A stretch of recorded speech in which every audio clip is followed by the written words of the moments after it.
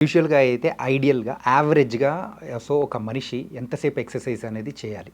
అంటే ఇప్పుడు అది చాలా డిబేటింగ్ క్వశ్చన్ అండి బేసికల్‌గా. సో, మనకి చాలామంది చెప్తా ఉంటారు నేను రోజుకి 1 అవర్ ఎక్సర్సైజ్ చేస్తానని.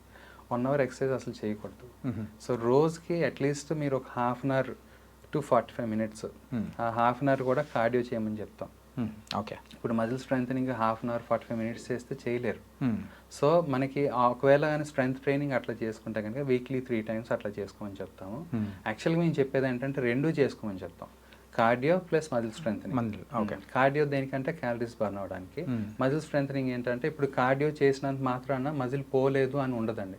కార్డియో చేస్తే మనకి క్యాలరీస్ బర్న్ అవుతాయి. At the same time muscle loss కూడా జరుగుతుంది. యాహ్! జరుగుతుంది. సో, అందుకని ఏం చేస్తాం మజిల్ స్ట్రెంత్ ట్రైనింగ్ కూడా యాడ్ చేస్తాం. హుహు. సో, ఈ మజిల్ స్ట్రెంథెనింగ్ యాడ్ చేస్తే ఒకవేళ కార్డియోలో ఒకవేళ మజిల్ లాస్ ఉంటే అది రిప్లెనిష్ అవుతది. హ్మ్. సో, ఈ 2 కంబైన్ చేస్తే ఏమవుతుందంటే మనకి కార్డియోలో డెఫినెట్‌గా ఏమవుతుందంటే మన క్యాలరీస్ బర్న్ అవుతుంది, ఫ్యాట్ లాస్ అవుతుంది.